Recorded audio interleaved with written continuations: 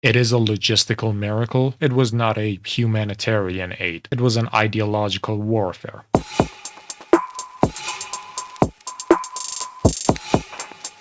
So, hello my Gunrunners, welcome back to AYYKAYY Reacts. I'm AK, an ex-conscript of Iran, also a translator and interpreter, and technically result of a social engineering program called the Islamic Republic. As you have read the title most likely, today we have a video by the Fat Electrician, biggest logistical flicks of all time, Berlin Airlift. This video was recommended by a subscriber of the channel, username some who call me Tim, and I think that's a monthly Python reference, not sure, but thank you for recommending the video. And of course, before we start the video, make sure to go over to the Fat Electrician's channel. I'm gonna have all the links in the description down below, and you should be seeing a arrow in your top right corner giving you the link to the original video. Make sure to go over to his channel, make sure to like, subscribe, comment, share, all of that, and make sure to show your support. So without further ado, let's get started.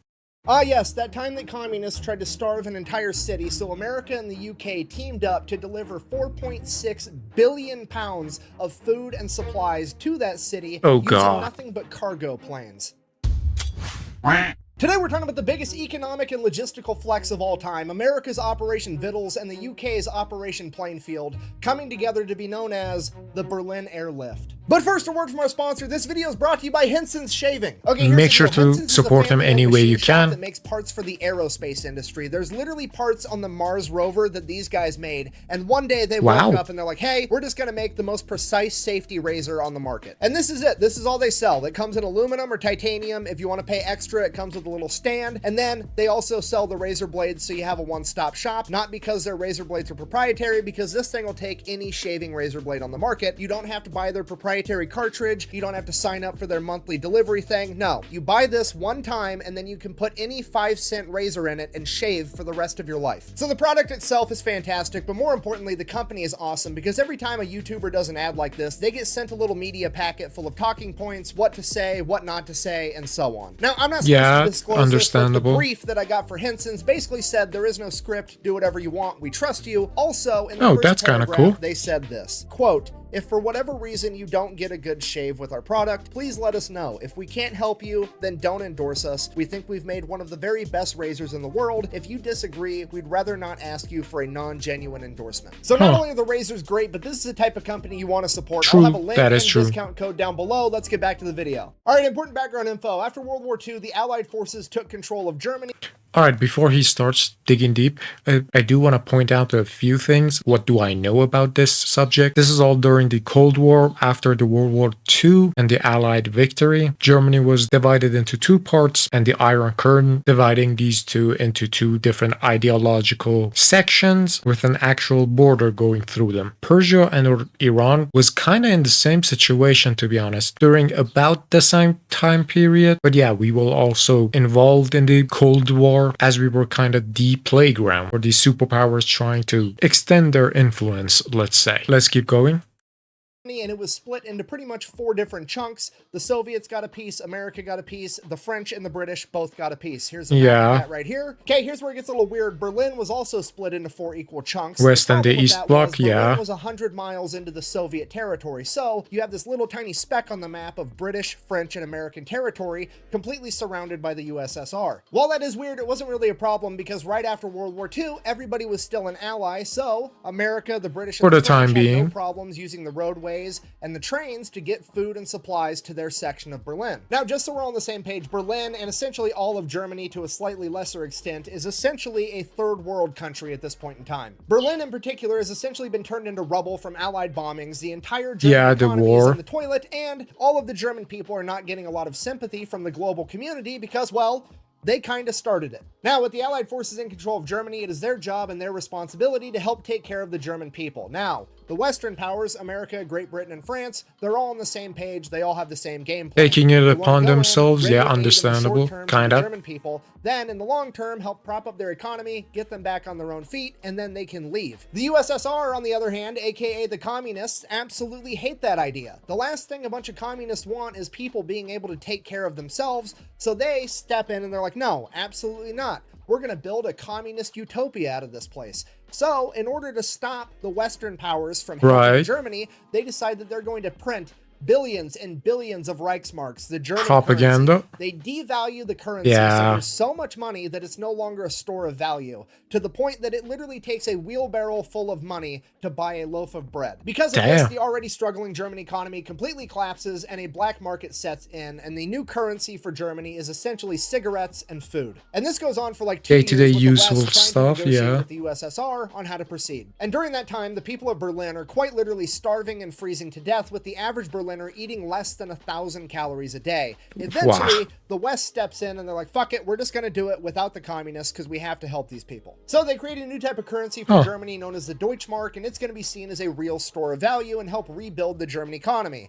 The Soviets find out about this and they freak out, basically break all diplomatic communication with the Western powers, and they officially want to break up and just have East versus West, capitalism versus communism, Hungary versus Fed. This is where the Cold War really starts kicking off. And the first ideological battleground of the Cold War is going to be Berlin, because remember, it's 100 miles into Soviet territory and a big chunk of it is still controlled by the Western powers. So the Soviets decide they need to take over that part of Berlin too. They can't have a little speck of capitalism in their communist utopia. Now, luckily for the communists, it's an easy fix. They really don't have to do anything because that does kind of sound like they wanted to prevent a Hong Kong thing, right? Because I feel like that's kind of similar, kind of close to home, another type of government umbrellaed by a bigger country with its own type of rules. So yeah, both sides were trying to contain the other one, while one failing, the other one winning. Because yeah, we all know how, well, spoiler alert, but we know how this war goes, right? Let's keep going. The minute the West Berliners see what a communist utopia really looks like, they're going to willfully and freely denounce capitalism and run over and become communists too. Of course. Wrong. That's never going to happen because communism sucks. It's always sucked and it's always going to suck. So the communists are going to do what they always do. They are going to basically present West Berlin the option: join or we will attempt to kill you. Because if you don't know, that's the dirty little secret to communism. They always talk about seizing the means of production. What they never bother to tell you is that people are also part of that means of production and they will seize you too. So that's honestly, yeah. That's a very, very good point he made. First off, just some background info. I believe in a social democracy. I would say I am a pretty left-leaning socialist. I might be communist, definitely not. In my view, communism it's a pretty idealistic to think you can make a society that different, stateless, not requiring money. Because communism doesn't have just one definition. By each leader or thought leader that comes along with him, there are really good points. Some of them make really bad stuff, some of them do, but sometimes they make policies which I find pretty damn good. So rather than just saying one ideological thought process is just wrong and another type is just good, I think that's biased. That's just bad. I would advocate for a case-by-case basis, all right? Don't always throw your towel with one side. Check what they're saying and decide for yourself. Don't chain yourself, I'm trying to say, because FYI, where I'm living, all our political parties are right-leaning, are fundamentalists or Republicans in American terms, are our far-right groups. The reformists are not only the smallest group, they are right-wingers as well. Maybe closer to the center, but still, they are right-wingers. And any opposition you make to them, you are definitely going to be counted leftists. And I'm trying to just say these things just to bring a couple of points to it. Neither capitalism nor communism have only good pros and no downsides. And yes, the t-shirt is staring me down in the middle. I can see it. I got it way too late. But still, there are points I like about communism. The fact that it gave us, the normal people, the weekends free, that propped up because of communists. A minimum wage sounds pretty good because capitalism and meritocracy don't really go hand in hand. The ones having the money and those trying to get the money are not always equal. Some of the more social plans, I've already talked about them in my videos, like a national health service or insurance service. The fact that children are not allowed into these workplaces and not having to work in factories. These are, I believe, good points for communism, right? Frankly, our government is kind of based on trade. Yeah, sounds weird when you try to label a theocracy like that, but I'm just trying to shine a light on it maybe. But hey, free market and capitalism have had very good points. Innovation, diversity, or at least trying to breaking up monopolies, but not all is good and dandy with them either, right? Monopolies will rise in late stage capitalism, and inherently it requires for you to grow each and every single year. Honestly, these two all have their own pros and cons. I believe something ideal, not idealistic, but ideal would be a mixture of two, not going ultra capitalist or ultra communist or far left like or anarchists with stateless society. Yeah, because that's going to innovate humanity out of its problems right now. And ideological differences shouldn't be based on morality, I believe. Talking about morals of an idea is a weird thing before they have shown themselves in action. Sure, capitalists or the Western Bloc, we're going head to head in this situation. One side is trying to starve them out, the other one trying to save them. There is a good guy in this one, isn't it? But you could definitely find situations with these roles are reversed. So yeah, while Nick did bring up a good point of the fact that seizing the means of production will destroy the society that they are living in, they might not be aware of how much they're going to sacrifice for those ideals, especially in a war-torn country now occupied by too many different countries, right? Yeah, let's keep going. People are also part of that means of production, and they will seize you too. So that's yeah, exactly they what will. they do. They attempt to seize West Berlin. They blockade it off from the Western powers. They cut off every road, every railway, and every waterway so that the Western powers cannot get West Berlin food or any other supplies. And then they cut off the power to that section of the city, quite literally freezing and starving them to death until they comply. So obviously this is a diplomatic and humanitarian disaster. All the military leadership runs over to President Truman and they're like, hey, what do you want us to do? Basically, we got three options. Option A, we can start rolling tanks in and kick off World War III right now. Option B, we can always on the table, people there to die. And option C, we can try to fly in as much food and supplies as possible, but source them yourselves. The city is basically going to be impossible. What do you want to do? Now, obviously, I'm paraphrasing a little, but Truman basically said, we're America. We don't start world wars. We just finish them. Also, and I quote, we stay in Berlin.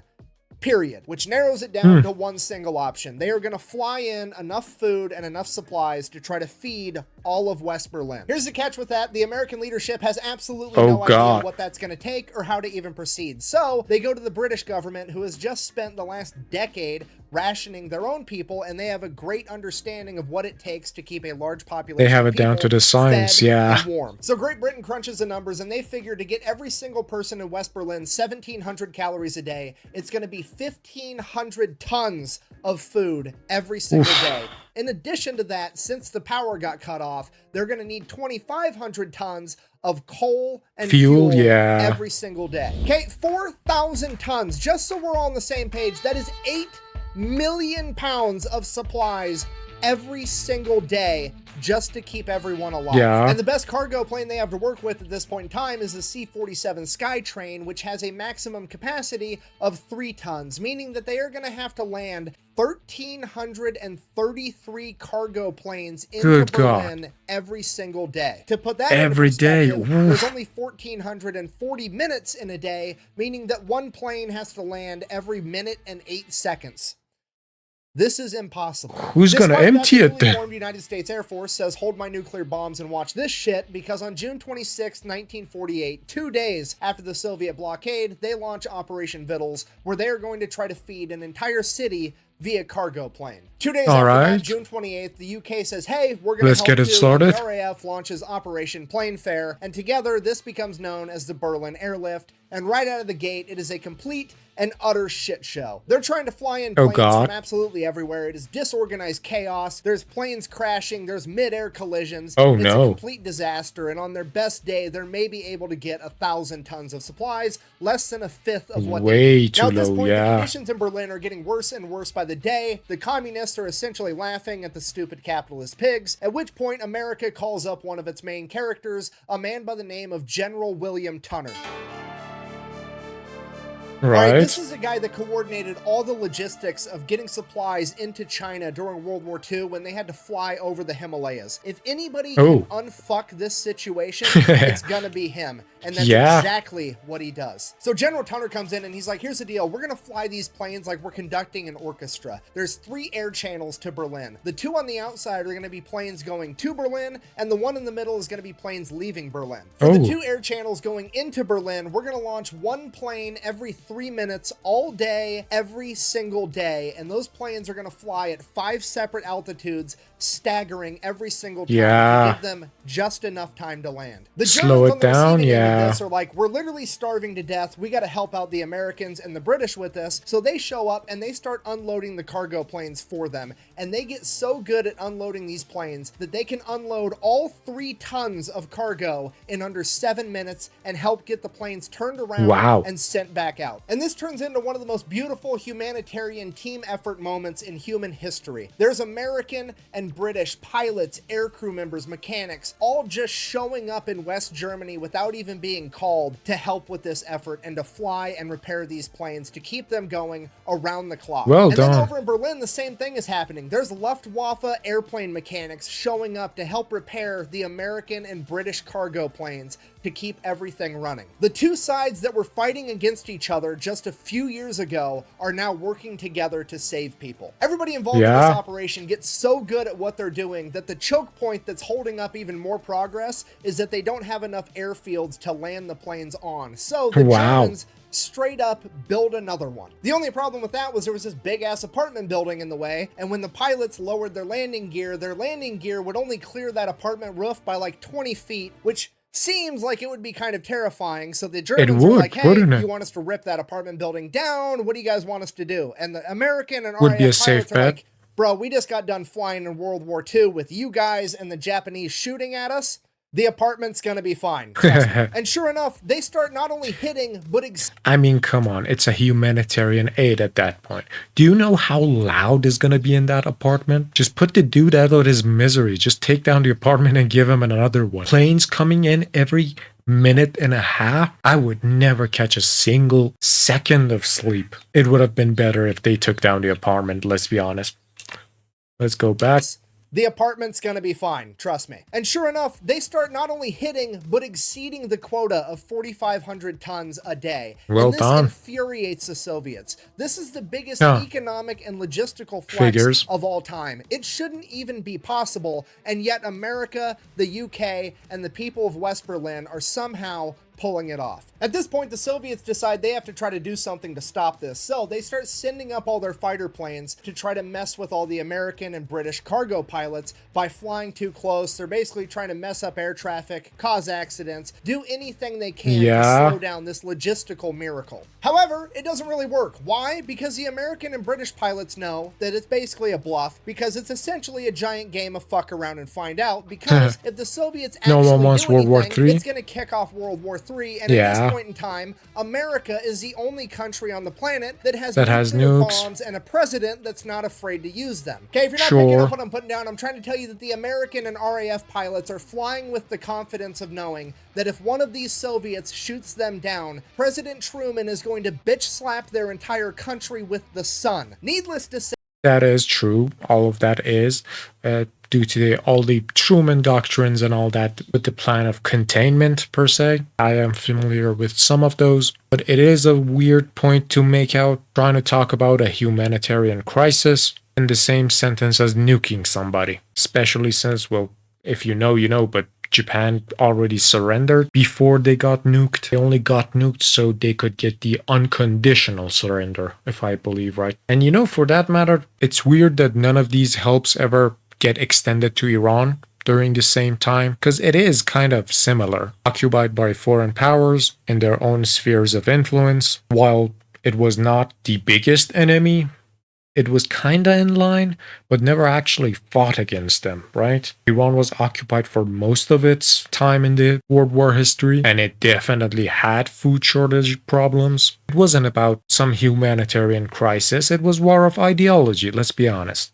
There were way more bigger humanitarian crises going on. This one just became the biggest because of the ideological warfare, I believe. Let's keep going. Say they were unfazed by the Soviet harassment. How unfazed were they? Thank you so much for asking. Cue our next main character, Gale Halvorson, aka the Candy Bomber. He was one of the mini pilots. Wait, I think I've heard about it. It's this guy. Along the way, he decided that he was going to start dropping candy bars with little handkerchief parachutes. Yeah, I've heard about this. Over West Berlin so that the kids could get some candy. And eventually this caught on and all the kids were waiting where the planes would fly over, hoping that they would get a candy bar. Yeah. Then the American government caught on and they're like, oh shit, this is a great propaganda opportunity. Imagine what it would be like if every single plane was dropping candy out of it. So that's exactly what they do. They start dropping a bunch of candy out of every plane and then they make propaganda out of it. But then it gets bigger because all the American candy companies start sponsoring it and donating even more candy to drop. And then it gets bigger because all the kids in America and the UK start raising money at school to buy candy to give to the kids in Germany.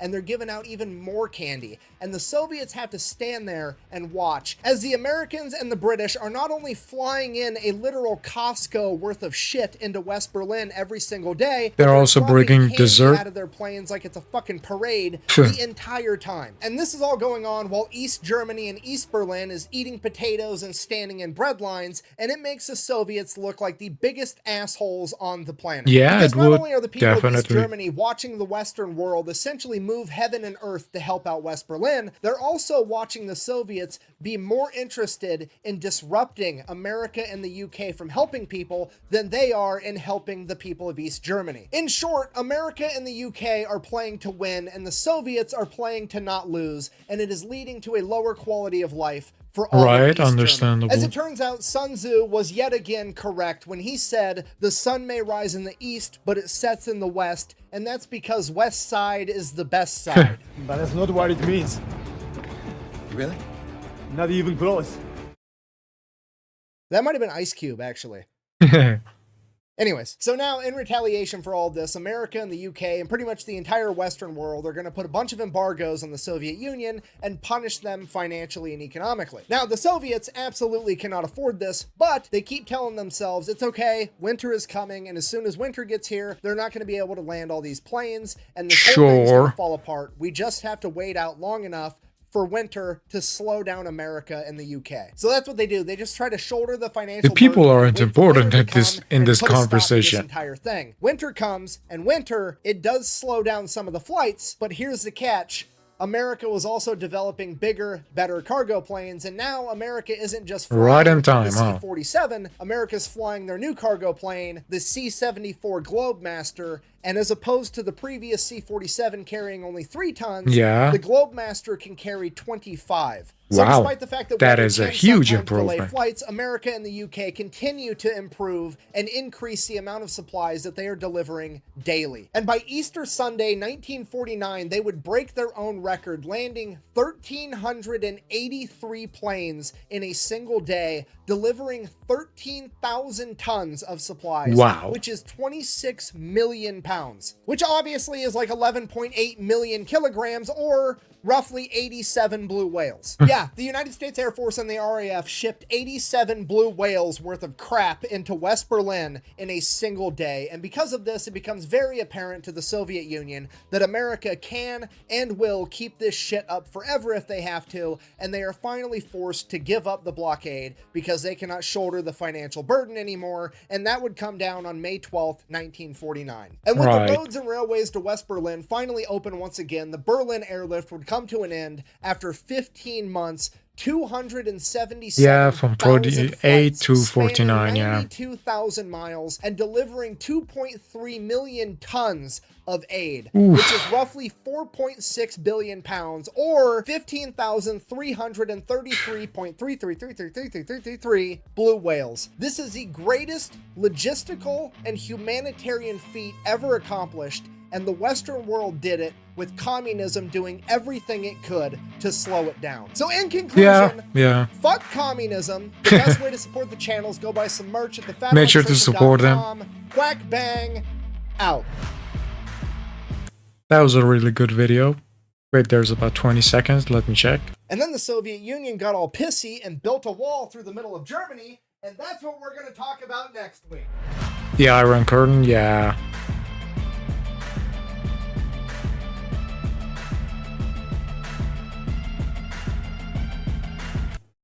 Alright, that was it. As always, a fantastic video by Nick. Again, make sure to support him any way you can. The links are going to be down in the description right below. And if you like this video, maybe do the same for me. I'll surely appreciate it. Now for the afterthoughts, I'm gonna kind of expand on the thing about the ideological things. Honestly, I am a faceless YouTuber, so there's technically no repercussion for me saying whatever I say, so might as well stick to my own ideals and maybe tell you about it, so maybe you would know where I stand. But hey, communism is a very complex system. Advocating for a new era, I believe, in my opinion, has its good points, has its bad points. Every single country have had their own history with communism and capitalism. Doesn't necessarily mean one is better than the other. To give you an example, you did just hear about all the Berlin Airlift and the things that happened after World War II. Yeah, saying that one side is just bad and the other good is misdirecting a bit. Again, not knocking on Nick. He is a fantastic storyteller. It's maybe the views that we have, because communists did a lot for my country. A lot good, some very bad. There were groups that betrayed Iran to join the enemy during its Iran-Iraq war. Before that, they were like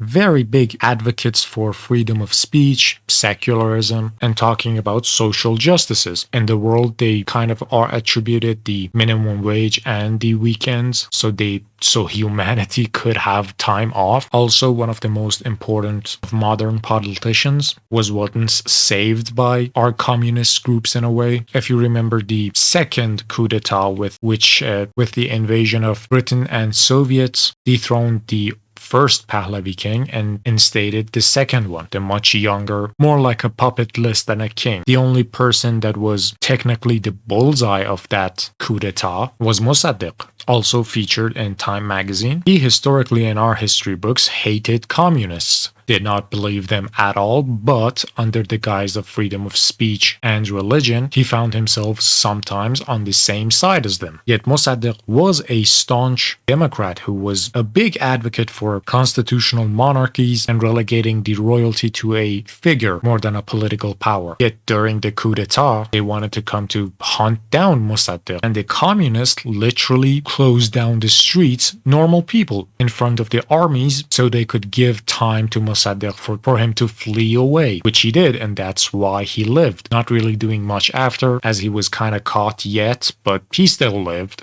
During the same time that these were all happening, maybe a bit after. Sorry, my years are kind of fuzzy because our calendars are different than yours, so it's a bit of a different system to go by. The Berlin Airlift happened about in 48 till 49, right? During the second Pahlavi, after the coup d'etat, and after the fact that the Soviet Union and the UK had chalked up Iran for themselves, Iran got hit by a famine. Not the 19th century famine, the 1942 famine. Yes, there was a 1970 to 1919 famine, and the second one was 1942 till 1943. And during the time that Iran was occupied, being ruled by a king that did not know what to do, was a puppet for Western and Eastern powers, controlling major parts of the government, and an absolutely horrendous famine taking place. No one even cared about Iran at that point. Hell, the only ones that cared were the communists. I think commented this on a video far back, I'm not actually sure on which one, but when Iran asked from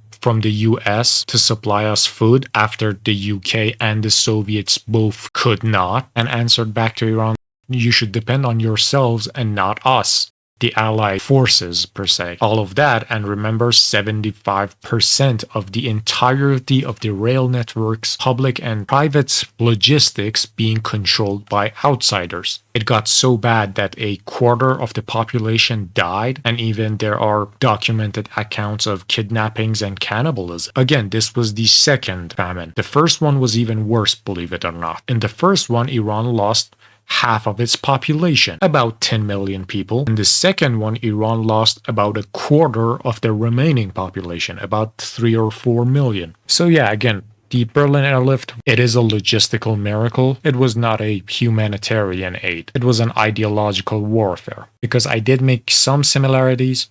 Iran was occupied by the many outsider forces. It was all up in the Cold War era and stuff, as Iran was occupied close to the World War II starting. or at least partially controlled, and it was still under occupation after World War II, as the Soviets just refused to go out, which kind of was in the Cold War era. Iran, while having close ties to the Germans, did not fight in any war and was technically neutral. Yet the same reason that the West and the East were condemning Germany for occupying neutral countries, they did so themselves to Iran, and they definitely didn't give a helping hand, especially when a lot of those problems were propagated by those occupations. An unfit ruler would be a good point. The fact that the transportation services or logistics was just in the hands of the Russians and the forces of United Kingdoms would make very big problems in the logistical chain of transferring food. You might be able to say, yeah, well, not everyone can be in every place, and it is completely fair. But to call political agendas humanitarian, I think that's just dirty business, let's be honest. It feels like whitewashing stuff, you know? And well, on that happy note, thank you for listening till the end of the video. Again, make sure to check out the Fat Electrician's channel, links in the description. Make sure to give me a like if you liked this video. See you all in the next one, and if you'd like me to see a video you like, put it down in the comment. Thank you all for watching till the end. Bye!